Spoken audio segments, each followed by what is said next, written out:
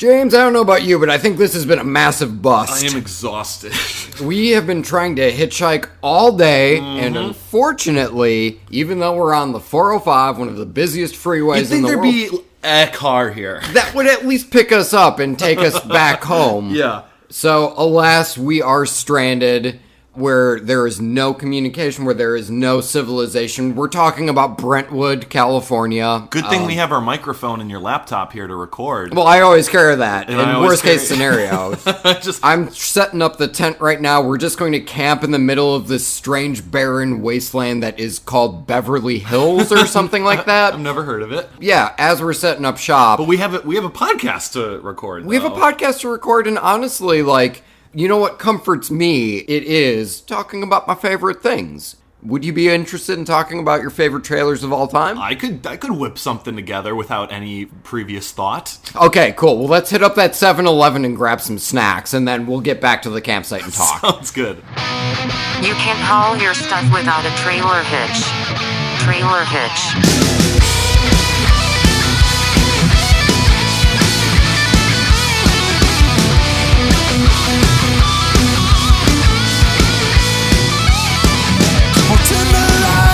Grab a seat, pour yourselves some whiskey neat. It's time to judge the shit out of these future releases by the movie trailers.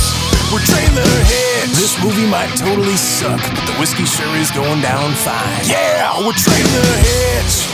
Kevin, what were we thinking? This is Beverly Hills. There's no 7-Elevens here. I don't know why we thought we've been wandering around. They still had the old 7-Eleven logo up, but when we went in, it was like a fine dining restaurant. And they took one look at our clothes and smelled our student loan debt, and we're like, get out of here. The 7 and 11 were both spelled out with letters. There's no numerals in there. Welcome to Trailer Hitch, everyone. Welcome to Trailer Hitch. I'm Kevin. I'm James. And we are a trailer podcast. We rate and review movie trailers. Absolutely. But today we ain't rating or reviewing shit. We're ranking. We are ranking things which right is something that we have done in the past. Yeah, Super but we've Bowl. never done it with our favorite trailers. And I do feel like this would be like a good basis for like, oh, these are James's tastes with trailers. Here are Kevin's tastes with trailers. That's an excellent point. In retrospect, we probably didn't need to wait until our 30-plus episode in order to do this. But hey, this is the first time we've been stranded, so it is. We're going like, for it. Honestly, like, we've always talked about doing an episode like this. Yeah. But it's always like, oh, should we do that this coming week? And then all of a sudden it's like... 3 really big trailers just dropped. Okay, I guess we'll do the episode on that. Totally. And then it hit... So, like, we're recording this on a Saturday. We typically record these earlier in the week because we were kind of given some time for something to show up. And as of Saturday, it's like, there's an HBO film called Paterno that's coming out. Do we want to talk about this? And it's like, I don't have much to say. I don't know if I could stretch that for a full hour. Yeah, and like, look, there have been trailers that have come out. Oh, yeah. Paterno, like you just said, the Incredibles 2 trailer came out, which was fine. We keep meaning to reintroduce Hitchhiker, so that way we can get kind of like the full breadth of trailers that come out. But we don't. And we will eventually. But so instead we're talking about... Yeah, today we're having a very special Trailer Hitch special. So instead, we're just going to go through our favorite trailers. Favorite trailers of all time, guys. Top 10. So maybe I should stop rambling about it and we should just dive in. How about that, Kevin? I wouldn't be that hard on you, but if that's where you want to go with this, sure. So give it to me, man. What's your number 10? We're going to go with James first, okay? Mm-hmm.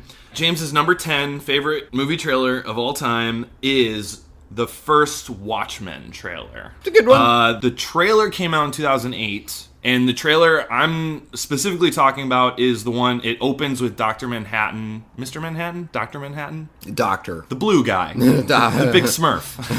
Yes. It opens with him exploding into like a billion atoms, and then it drifts in with the Smashing Pumpkins, The Beginning is the End is the Beginning song. Mm-hmm. I loved the song choice. And when this movie came out, it was right after like Iron Man hit big. So like the Marvel movies were like really gearing up. Spider-Man was kind of like, where are we at with Spider-Man? It used to be like really awesome, but now it's not so much anymore. But here comes this comic book or superhero movie, and I'm really into superheroes and comic books and stuff, but I didn't recognize anything in this trailer. I'm like, who are these people? What are they? I don't understand.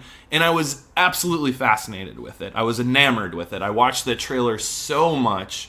And a big part of it is the song choice. I thought that Smashing Pumpkins song was dark and depressing, but juxtaposed which obviously with, like sets it apart from most other superhero movie trailers, which are kind of like you're in for a good time, or you're in for a broody time with Batman. Right. Like it's like, okay, this just seems sad. Yeah. And I don't understand why. But Watchmen was a cool mix because like the Nolan Batman movies, they're the dark tone, but the visuals also are dark. Oh, and they're still really bombastic, and like they're still selling you on action. There's humor and there's fun in them. Mm-hmm. But Watchmen was so weird because the visuals were so colorful yet. Mm-hmm. But I was still getting this tone of just darkness. And anyway, I was enamored with it. I was very fascinated with it. So that's my number 10, Kevin. Very cool. My number 10 is Black Dynamite. And so this trailer is, like the film, a parody of blaxploitation or grindhouse trailers. So it carries through mostly with, there's a character named Bullhorn who exclusively speaks in rhymes. He's more or less just narrating the images that you're getting on screen of like all of this like crazy action and Black Dynamite being like the baddest motherfucker in town. I mean, it even gets to him saying like who the stars of the film are. Like they make up fake actors who are in the movie. So instead of it being Michael J. White, it's like an all-pro running back. It's like his first role in a movie.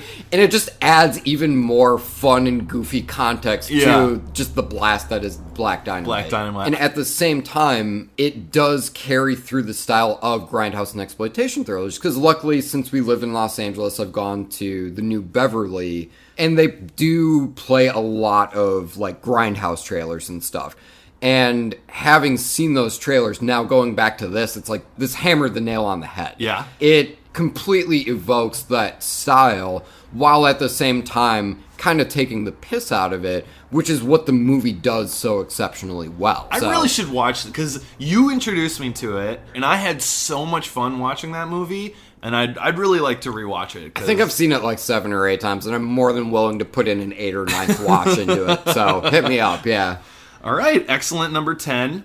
James is number 9. You ready for it? I'm here. Okay, it's pretty recent, so it should be fresh in everyone's mind, but it's actually Baby Driver. Cool. The first international trailer for Baby Driver. That'd make like my 20. I honestly thought about it for a while, and I didn't include it in the top 10, and I mean, it's too soon, right? It's too early to include this in a top 10. Oh, you're going to be mad at me as we go on with this list then. But I'm saying, I'm not going to be mad because it can be anywhere. It could be anything. Yeah. And this snuck on there. Like, it surprised even me. But yeah, it's the international trailer. It's the one we talked about.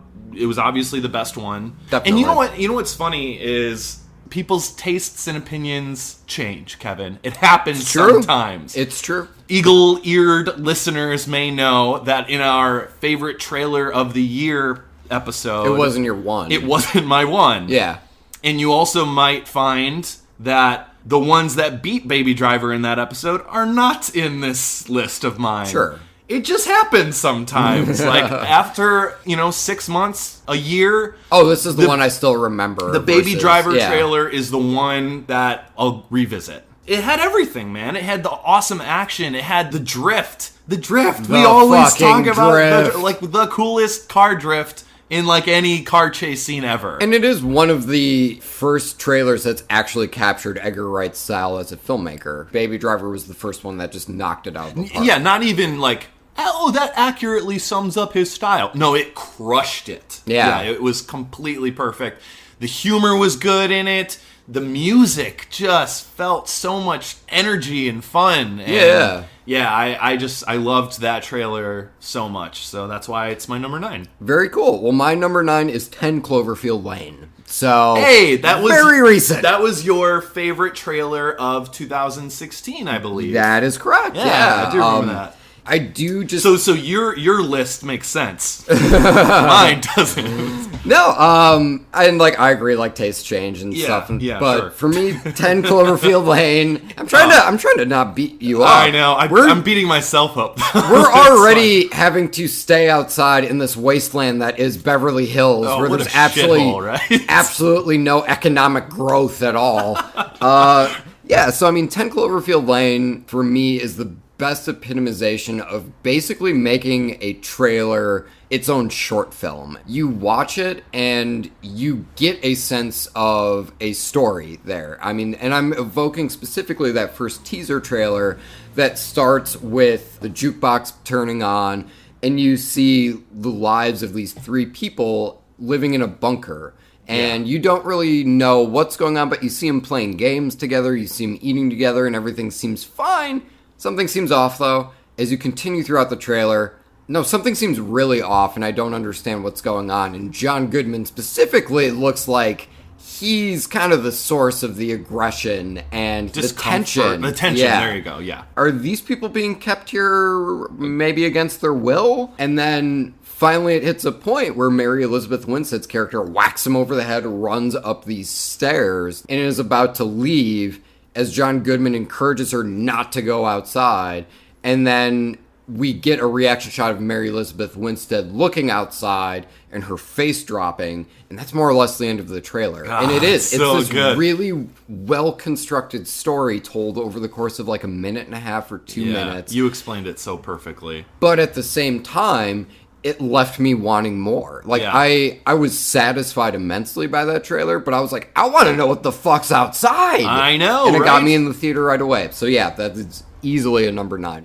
All right, what's your 8, sir? Okay, James's number 8 favorite trailer of all time is Prometheus. The very first trailer, a lot of my favorite trailers are going to be the first one of the batch that came out, right? So this first trailer was super atmospheric.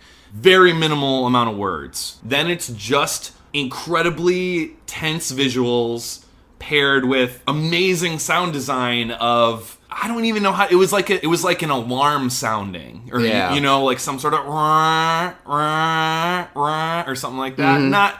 Not like the Inception type of thing. This sound design sounded like it had a purpose, had a practical origin. And then it used the thing that the original Alien movie did in its opening of the lines just showing up, and then you slowly keep showing up more lines until it spells the word alien. But in this case, it was Prometheus.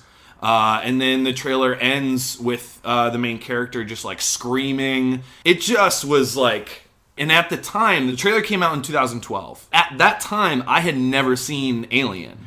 You've seen Alien now, right? I've seen, of course I have. Oh, okay. I'm saying, I was like, I'm going to pause this. We're going to break into one of these mansions in Beverly Hills, and we're going to watch Alien right now. If you still haven't gotten to that, it's so good. They probably have like massive screening rooms. So exactly. Anyway, go on. Watching the trailer for Prometheus literally made me like leave my dorm room, go to the UW Oshkosh library, check out the DVD of Alien, and watch it like that week. Sure. And I was just like, this is awesome. Prometheus is going to be awesome. I'm so excited. And it all started with that trailer, man. I fucking loved it. And I'm not a horror guy. I never have been. So that's why that one really surprised me. So you're saying Prometheus was so good of a trailer, it not only made you want to watch the movie, but it made you want to watch a second movie in addition to the first one. I know. That's insane. Really eating up my time, Kevin. Man, if that's your number 8, your 1 through 7 is going to be off the fucking chain. I hope it follows through with you. My number 8 is The Master, which is a Paul Thomas Anderson movie that came out in 2012. The trailer, for me, again, if we're talking about just like encapsulating a director's style, like, and we were talking about how hard it is to do that for Edgar Wright, this knocks Paul Thomas Anderson's style way out of the park. And it set my expectations for the movie sky high, both in like its color palette, just like the compositions of every shot, and how the trailer put all of those together, for me, was just mind-blowing at the time. And You get a good sense of every character. You get a good sense of the conflict and what's at stake as it's going on. Because I know that was something that you and I were talking about with Phantom Thread, is it's like, okay, we kind of get a sense of character. We have, like, the faintest hint of a conflict, but hopefully there's more to it than that. You watch the Master trailer, and I know exactly what's at stake, and this is pretty nuts. Like, looking at it from, like, a broader perspective, and I really loved it. And it got me in the theater right away. And that's interesting, because that was before a time that you really started watching trailers from an artistic level. Yeah, definitely. Like, what kind of shots do they use? Does it all marry each other, or complement each other really well? Does it flow well? Yeah. And you were able to know that's a good trailer. Even at the time, I was like, this is fucking great. Yeah, that's excellent. I've never seen it. Have you? I like The Master a lot. Okay. Yeah. I've seen Boogie Nights. That's really good too. And I think that's it. There Will Be Blood? Nope, never seen it. All right, we're going to break into this mansion real quick. As we're doing that, as I'm getting my lockpick ready, what's your number 7? Okay, my number 7 is The Social Network. It's incredible. For those who don't remember, it's from 2010, the trailer anyway. So this is going on almost 20 years old that this movie came out. Almost. 8. I know, I rounded up. That's what makes almost such a perfect word, Kevin. So, the Social Network trailer, this one really spoke to me. It opens with a children's choir rendition of Creep. And just creeps under your skin in like the best way. And this is, I mean, we're not historians. I feel like we'll be at a point for yourself. It'll be at a point where we become historians for trailers, but this is, at least for me, one of the first times I became aware of what is now effectively a trailer meme of have a children's choir sing a pop or rock song. A sad rendition of a popular song. Yes. And it was the first time, at least to my recollection, it happened. It definitely was, and right? it works super fucking well. There's a reason that trailers started copying that, you know? It's because it worked. So it opens with that music, and then it also just opens with stock images of people's Facebook pages. Their photos, the mouse cursor clicking a button, the relationship status changing, adding friends. Exactly. Like, and that's it. That's all you're getting for the first minute of this trailer. Then you see Mark Zuckerberg's face, you know, in the same style that the rest of the stock images were doing.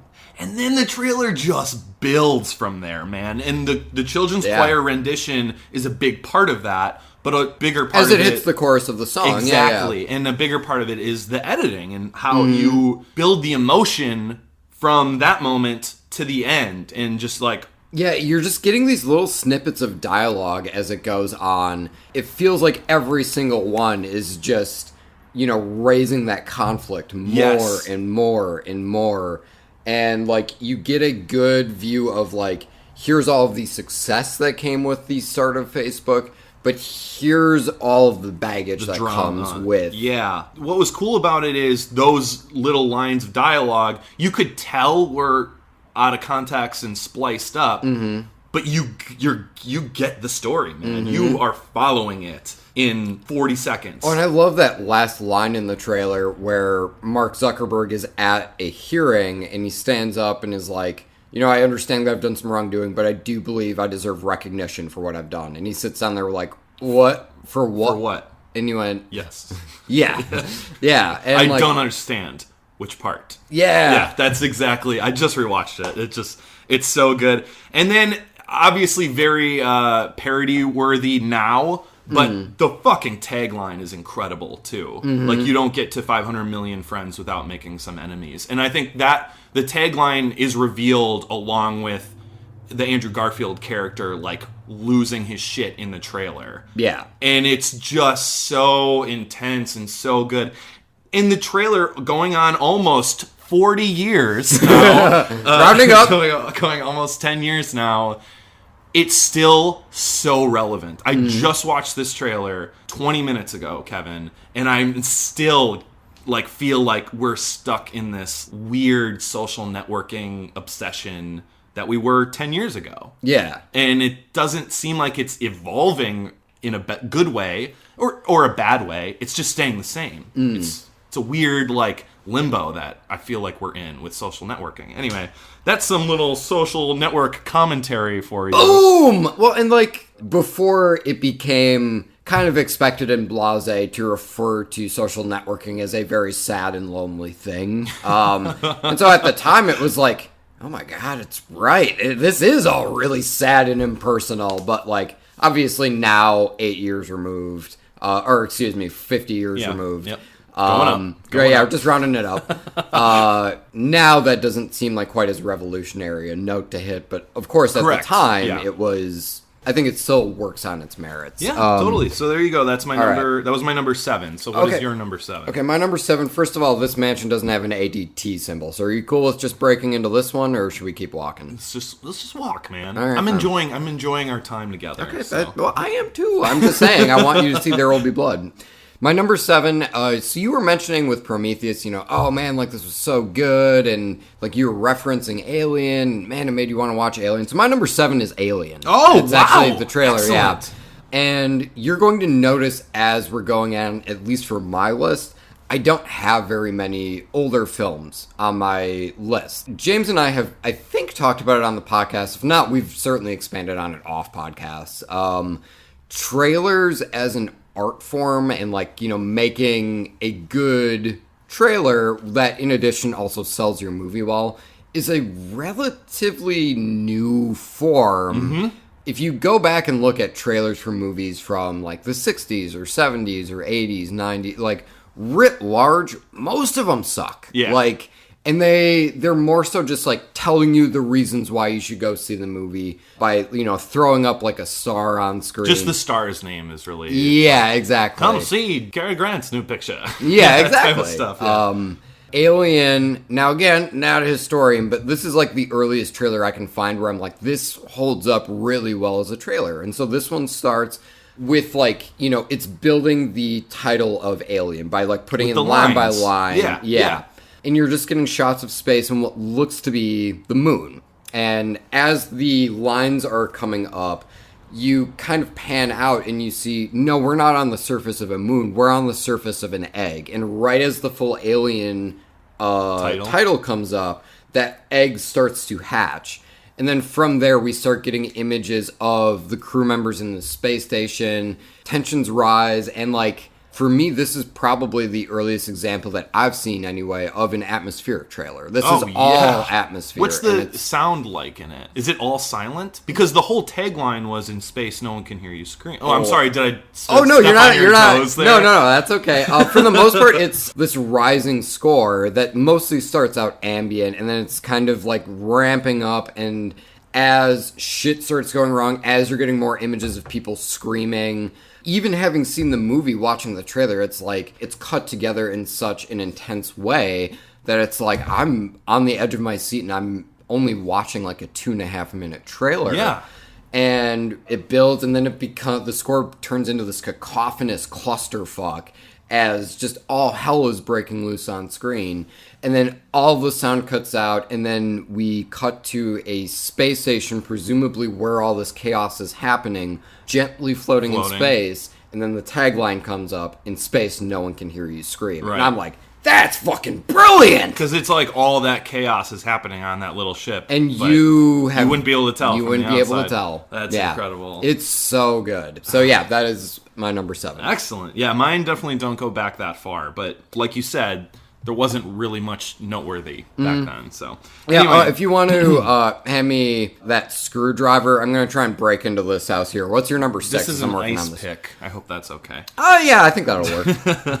My number 6 is Where the Wild Things Are. Oh yeah. Yeah. So it's a Spike Jonze movie from 2009. A lot like Social Network, this one really builds well. A lot of that is attributed to the song choice in it, and you'll find that's a running theme for James in trailers.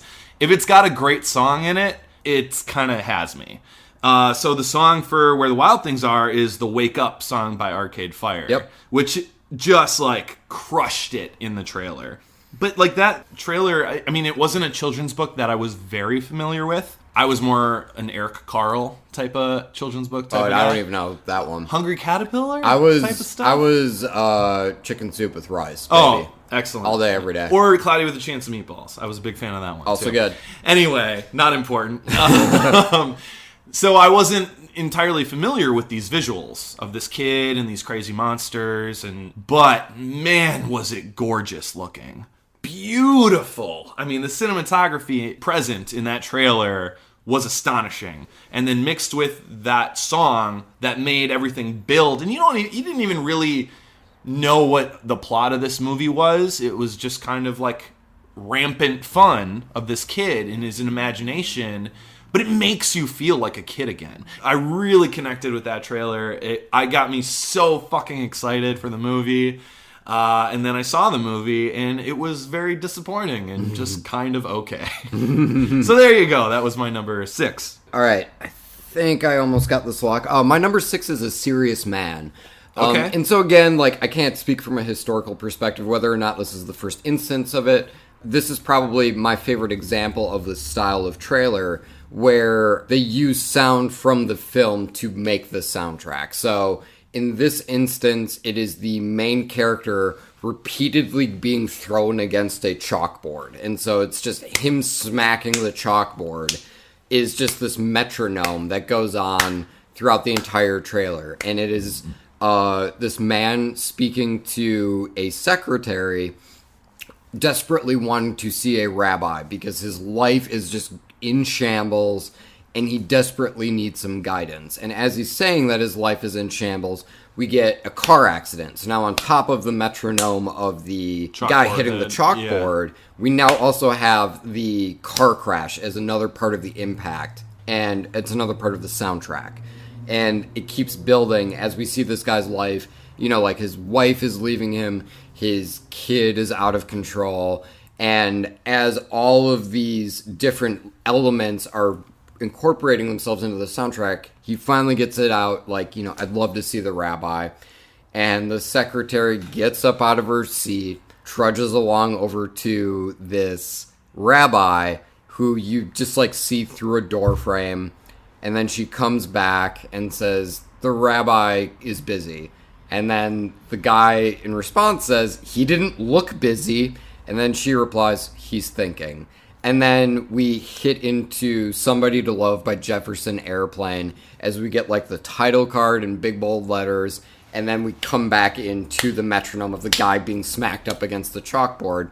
Fucking perfect. Wow. It like sets up, and like that movie, having seen it, is basically the Book of Job. And whether or not you like to see one dude just get his life fucking ripped apart, it just depends on your tastes. Some particular is something I look for. Sure. The black comedy aspects of it I do enjoy. Honestly, again, that style of we're going to use some sort of element from the trailer to build our soundtrack and have that be a metronome is something that I see fairly frequently now. And even if I can't trace it specifically back to this trailer, I still think this is my favorite example of that. Yeah, or the first time you were aware of it, anyway. Yeah. That's excellent. Again, it all comes back to music and sound in these trailers.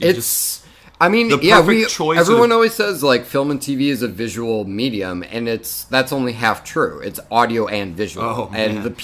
I think the filmmakers and people who make trailers and editors who understand that sound is just as important as... Oh, it's more important. Visual, it's more important, right? It's gotta be. Well, I mean, you see a movie, so I mean, like, visual is... I think they're on equal footing. I think I'm right. They're on equal footing. And speaking of, do you have any tranquilizers? Because I'm pretty sure this place has a dog. I'm fresh out of tranquilizers. All right, I'll have to improvise. What's your number 5? All right, we're on our top 5 here, guys. Top 5 trailers of all time. James's number 5 is the first Cloverfield movie. Oh, cool, there's not really much to say about this trailer, and that's kind of the beauty of it. This one opens up with, it's all found footage, which at the time, it was not quite exhausted yet. It wasn't the groundbreaking version of it that, Blair Witch Project was. Wasn't Sure. like the first time people saw it, but it also wasn't overdone yet. It was found footage. You were at this going away party, and you just kind of felt like these were real people that you were like hanging out with, and you were watching their home video.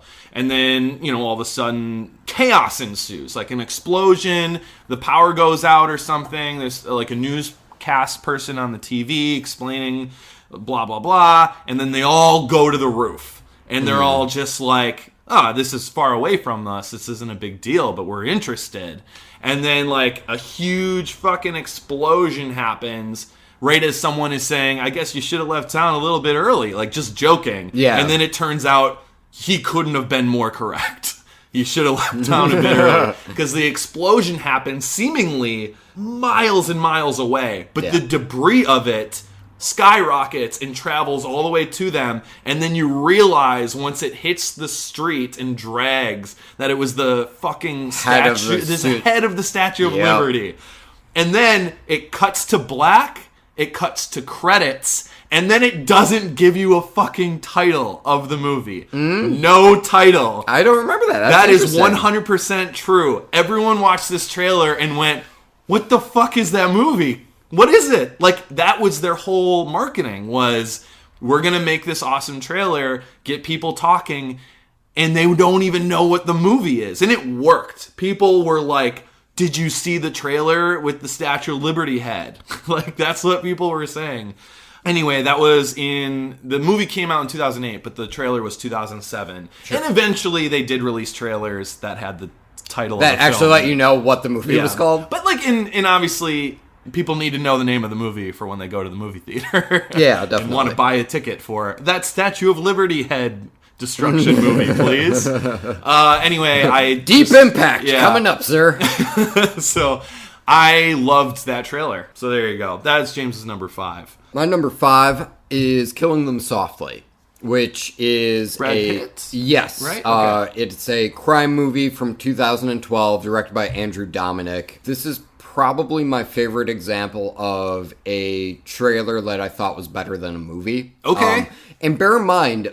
which I've already hit one for me. Yeah. Which was Where the Wild Things Are. Killing Them Softly is... kind of had a mixed reception when it came out. At the time, I liked it. But the trailer's better. Like, the trailer is just this really tight... It's just like a lean, mean crime trailer. It's all anchored with Johnny Cash's When the Man Comes Around. And you can't go wrong with a Johnny Cash song in a trailer. And if we've learned anything from doing this podcast, you can't go wrong. Absolutely. And it sets up what the actual crime is. It sets up all of the players. It sets up the economic hardship theme that is going on throughout the film in like a good 2.5 minutes. And I'm putty in its hands. I just love that so much. And so, yeah, I just wanted to do like a brief little thing for my number 5. That's my number 5. I think I got this dog asleep. Let's see if there's a screening room. All right, what's your 4? Okay, you keep looking, Kevin. My number 4 is Spider-Man 2. The trailer for Spider-Man 2. Now, Spider-Man 2 came out in 2004. Now, the reason this one is on it for me and not the first one is because at the time of the first one, I've always been a huge Spider-Man fan. I grew up watching the Amazing Spider-Man cartoon all the time. So when the live-action movie came out, I was excited. But like, it wasn't about the trailer or anything. It was just, I'm going to go see that new Spider-Man movie. I went and saw it, and it was the first time my brain has ever been, like, exploded by a movie. I was 12 years old, and I came out of that movie depressed, Kevin. I was depressed. You know why I was depressed? Why? Because I couldn't be Spider-Man. Aww. I just sat there in the car. My mom was driving. It doesn't matter. They weren't Spider-Man. They weren't Spider-Man. That's the important thing. They weren't Aunt May. Yeah. Or Uncle Ben, luckily. Yeah. But they were driving the car. I was sitting in the back seat, staring at my wrists, wishing that webbing would just come out of them. Yeah. And I was pressing it. I was doing the thing that he does. Nope, still no web. And I was just sad. I was just this sad little 12-year-old boy who couldn't be Spider-Man. And but it blew my brain. I fucking love that movie. So by the time the trailer came out for Spider-Man 2, I soaked up the trailer because I knew I loved that world. So now, this trailer. Yes, let me like latch onto this trailer. And it's the trailer that opens up with Peter and Mary Jane in like a cafe. Mary Jane asks him, "Do you love me?" And it's very just like, it's just dialogue to open up with. And it's kind of a bold choice for a big blockbuster. And Peter Parker says no. And like you can tell he's, trying to save her and that kind of bullshit, whatever. But it's really cutting to the core of the emotions of these characters for a while. Like, it sets that up. It takes its time. Then his spider sense goes off and a fucking car comes through the window behind him and he jumps and grabs Mary Jane and they like spin out of control. I remember that shot in the trailer. That's like, Jesus! That was the opening of the trailer. And then it just like escalated from there. But it had me all webbed up, man. Mm-hmm. I was so there. So there you go. My number 4 is Star Wars Episode 7. It's that first teaser. Excellent. The first teaser. Yes. Okay. Yeah, that's the one where we just get that landscape shot and then John Boyega pops into frame. Yeah. First time I saw it, I jumped. And the only dialogue is like Snoke, like voiceover. Yes. Like, you don't even see him. It's just all voiceover. Correct. Yeah, you're just getting the very basic setup of who the players are and all of this. So good. And then that Star Wars theme kicks on as you see the Millennium Falcon. Oh, yeah. Fucking riding through and dodging laser fire. Yeah. It's awesome. It's perfect. And as I'm sure listeners of this podcast know, I am not as big into Star Wars as James is. I'm glad you said it. Thank you. Because I would have corrected you. For me, I was like, oh, there's going to be a new Star Wars trilogy. Okay, cool. I mean, like, we'll check it out. Some trust is kind of taken away after 1 through 3, but... I'll remain cautiously optimistic. I saw that first teaser and was like, fuck caution, I'm all in. And even if I didn't realize I was into Star Wars to that degree, this teaser reminded me, no, this is what makes Star Wars so cool. This is what makes Star Wars so fun. It's that sense of adventure. And sure, it is kind of playing on nostalgia a little bit, but I don't think it's leaning on it because we are seeing primarily new characters throughout that teaser. All new characters. You recognize the Millennium Falcon. In a weirder context, you could maybe argue the Millennium Falcon is a character in of itself. God. Kind of like how New York is a character. Let me talk to you about how New York is a character in every Woody Allen film. Or you can just tell me what your number 3 trailer is. Yeah, no. Well, I just wanted to say that it's such a great teaser. Good choice, Kevin. Good choice. Thanks, bro. All right, I feel like this is going to come up later, but anyway. What? My number 3 favorite trailer of all time is The Dark Knight. Ooh. I know. Pretty exciting. So, I'm not talking about the very first teaser that we got for The Dark Knight, which was just like black screen with the bat symbol cracking with audio playing over it. That's all it was. You didn't get any visuals for that. That's not what I'm talking about. I'm talking about the first trailer, and you get the full-on taste of the Joker. We had seen some production PR stills that they released intentionally to show people what the Joker will look like. We got a little bit of his laugh from the teaser, but now we're seeing him in motion, walking and talking, and I was losing my mind over it. In a lot of ways, the trailer feels like a trailer for the Joker is the main character. It starts with dialogue from the Joker talking about how, Batman, you're just a freak like me. And then it has some Joker laugh, because you have to have some Joker laugh. Then it goes into Gordon describing like the enigma that is the Joker. Describing like he's got no name, he's got no like fingerprints, he's just got lint and knives in his pockets, that kind of stuff. And you get bits from Batman and Bruce Wayne, but it's all of it is just talking about the Joker. It just feels like this is a Joker movie, and The Dark Knight just happens to be in it. Yeah. Which is kind of fascinating, and it sets up one of the best movie villains of all time perfectly. And anyway, that was from 2008. Cool. My number 3 is from 2010, I believe, and it is True Grit. Oh, what a good trailer. And again, I didn't realize, and like, Johnny Cash songs in trailers is now kind of a trailer meme unto itself.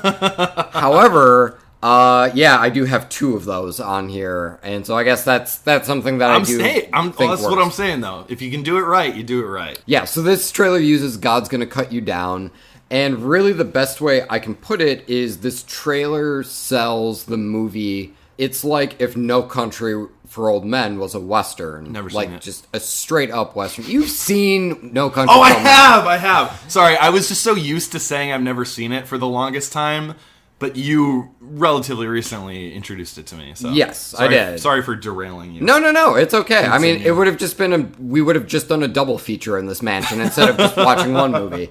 Yeah, so anyway, Jeff Bridges' character, I think, comes through immaculately well. Honestly, again, I know Killing Them Softly is kind of my epitome for I like the trailer more than the movie.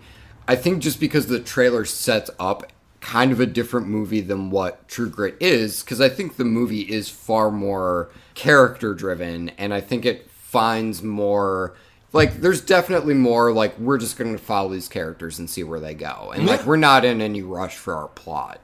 I do think that the movie is solid. I love the trailer far more. And I think just in how it's constructed, how it's edited, how it gets across its characters is, I think, a fantastic example of how to do a movie trailer. Great. Yeah, excellent. I do remember absolutely loving that trailer. All right, James's number 2 favorite trailer of all time, The Force Awakens. Number 2. So, I had a really hard time deciding which one I liked better.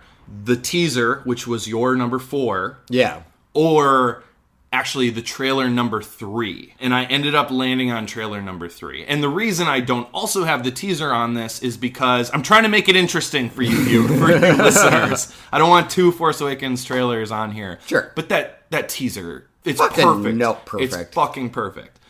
The reason I picked the third trailer over it, though, is because it gives you that magic and that adventure that the first teaser does.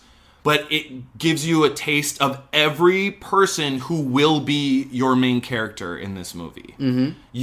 You start with Rey, which is important because up until this trailer, you didn't know who the main character of this movie was going to be. And maybe you guessed it, and then maybe by the third trailer, it still might not even be Rey. But it opens on Rey, and it's a pretty heroic shot, and someone voicing over asking, "Who are you?" And she's saying, "I'm nobody."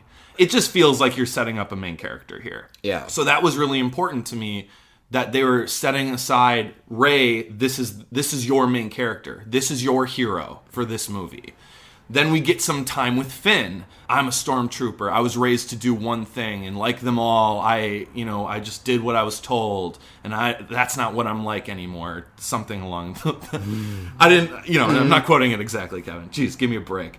But anyway, and it shows... Again, I'm not being that hard on you. It's more me projecting it, but... so it's him crashing in the TIE fighter, and him, walking around, being lost. Then you get some of Kylo Ren, who is definitely your other lead of this new trilogy. And you get what his motivations are, finishing what Darth Vader started. And he's shrouded in mystery, too, at this point. Yeah. So they didn't give much on him, but they did focus on him. And then Han Solo describing, it's all true. Everything you've heard about the Force and the Jedi, the good side and the dark, it's all true. So you get all these things of all these characters that are super important. The score is incredible, too. It just encapsulates John Williams' score, but I don't believe it was a John Williams score from the movie. It was just someone else who...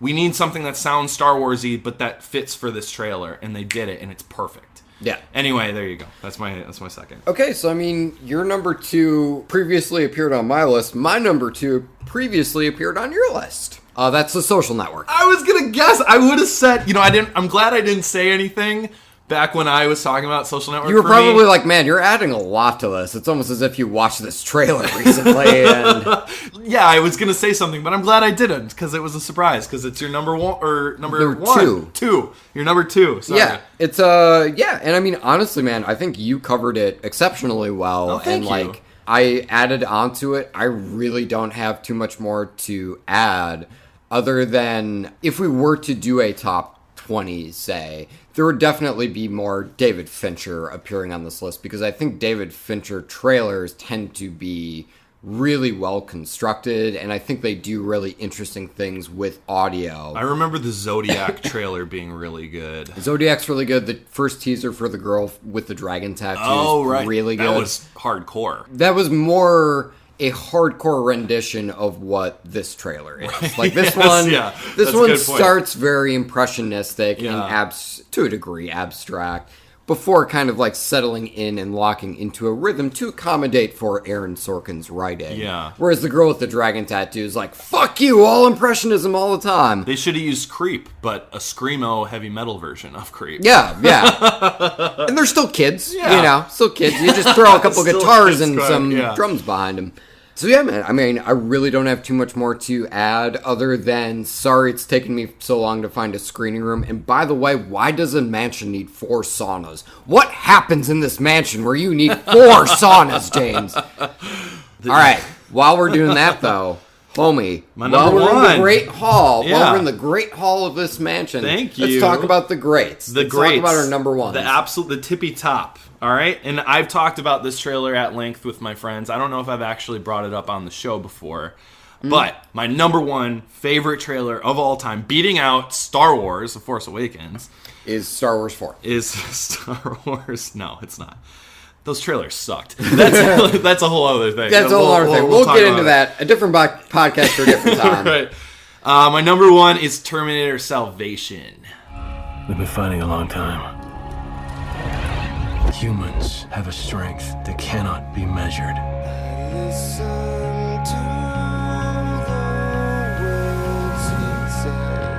This is John Connor. If you're listening to this, you are the Resistance. This thing is something we've never seen before. You think you're human? I am human.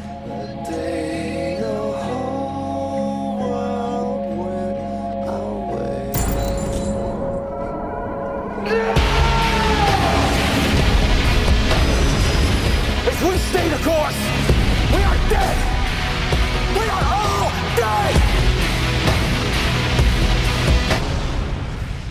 I'm the only hope you have.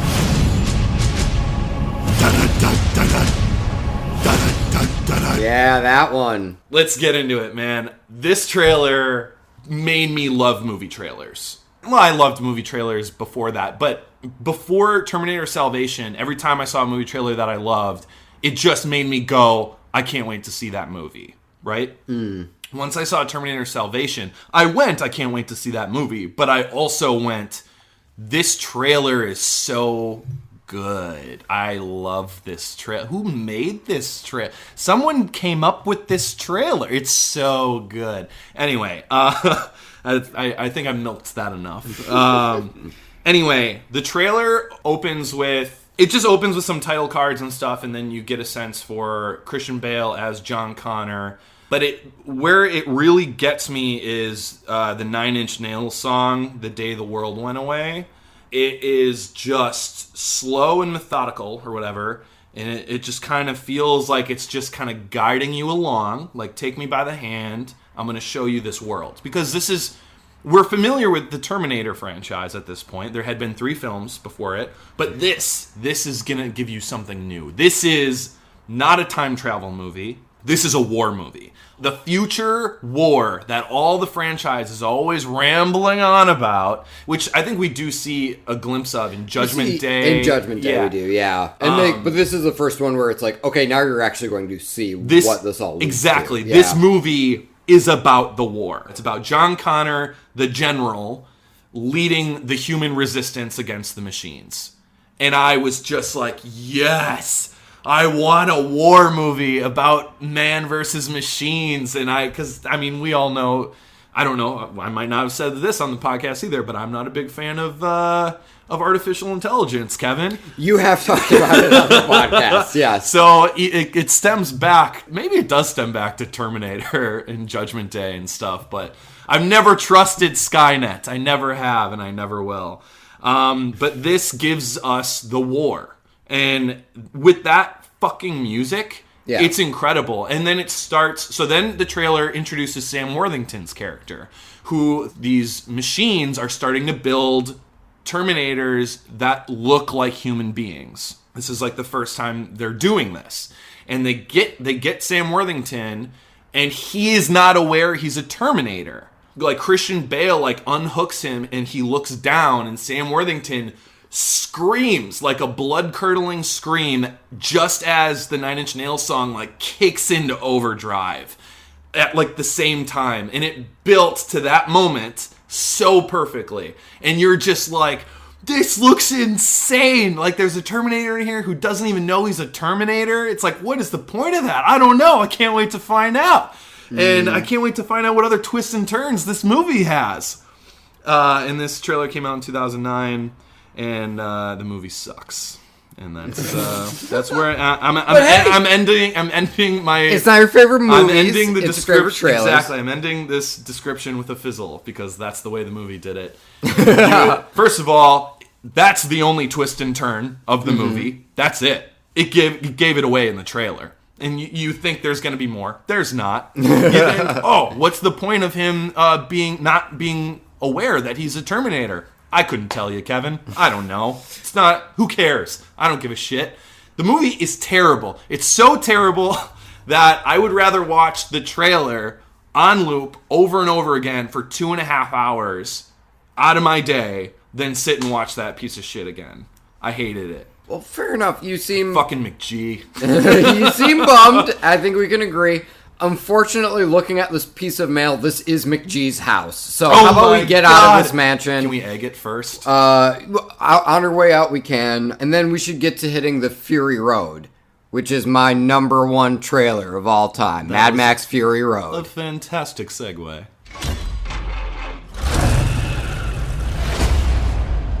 My world is fire and blood. Everything is dependent on oil. We are killing for gasoline. The world is almost out of water. Water. Now there's the water wars.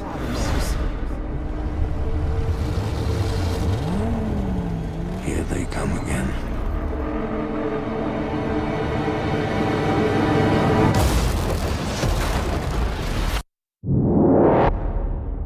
Everybody's gone out of their mind.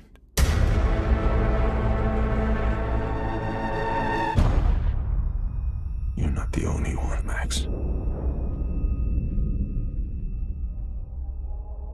Out here, everything hurts. You want to get through this? Do as I say. Now pick up what you can and run. So, I mean, yeah. Mad Max Fury Road is just a fucking whirlwind of a trailer. If there's ever been a trailer that you could describe as high octane, I think it's this one. And it's such a good primer for the film, because really the only thing this trailer lacks is story. It's like, I don't really understand why all this is happening, but I don't care. This is too awesome. And then you go and see the film, and you're like, there really isn't a lot of story here, but I don't care. This is too awesome. There doesn't need to be a story in order for all this to be going on. I mean, there's a story, but it's so loose. It's so simple. Yeah, it's very, very efficient. Yeah, like, a story of a car chase. Mm-hmm. This guy's trying to get this guy, and they're going in this direction. That's the movie. Go. Yeah. That's the story of the movie, That's really. pretty much it, yeah. And I just remember the colors when those flares pop off as the car can be seen driving in the distance, really catching my eye and being like, this isn't what I would have expected from a Mad Max movie. And then it just kept fucking subverting those expectations the further and further along it got, and the more action I got.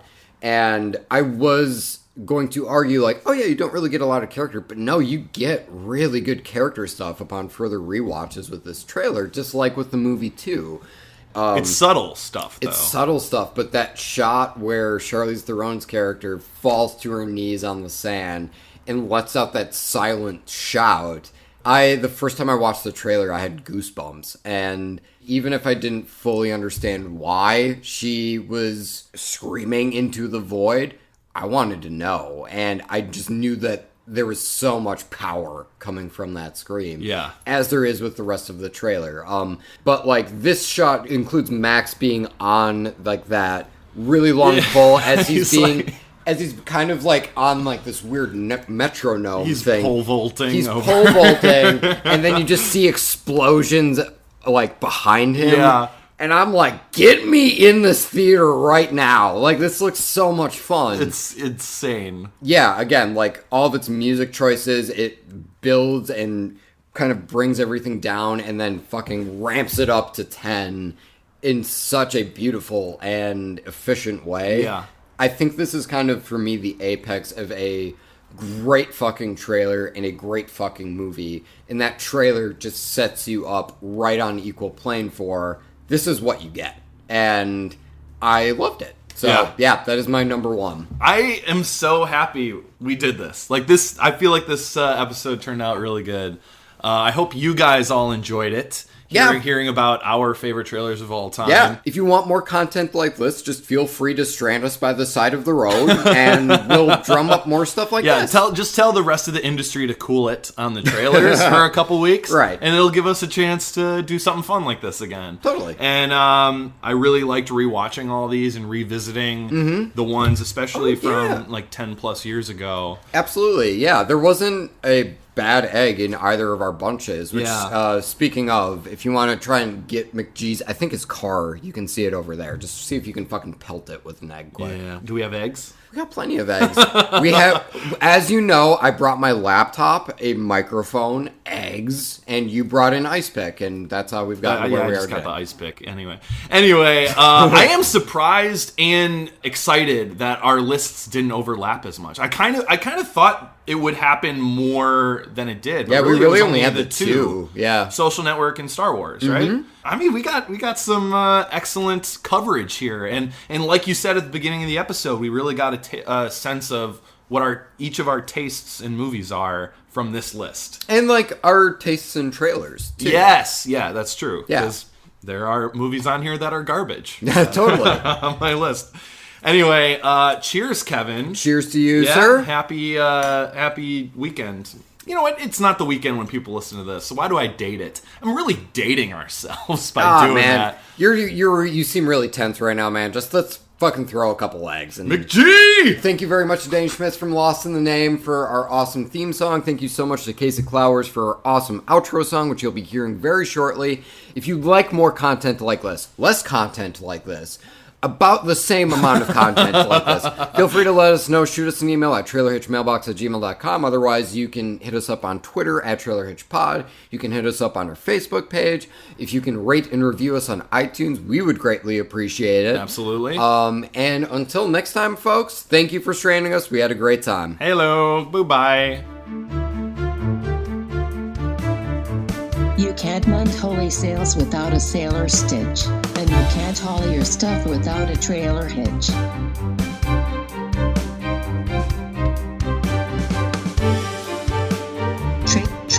Trailer hitch. All right, so the good news is we wrecked McGee's shit with these eggs. The bad news is that was our dinner. Do you have any backup plans? Because there's no place to eat in Beverly Hills. Well, it's a wasteland. I got an ice pick. And what kind of animals are around here that we can just kind of shank? There are no animals around here. In Beverly Hills, like, even the animals are so rich they have homes.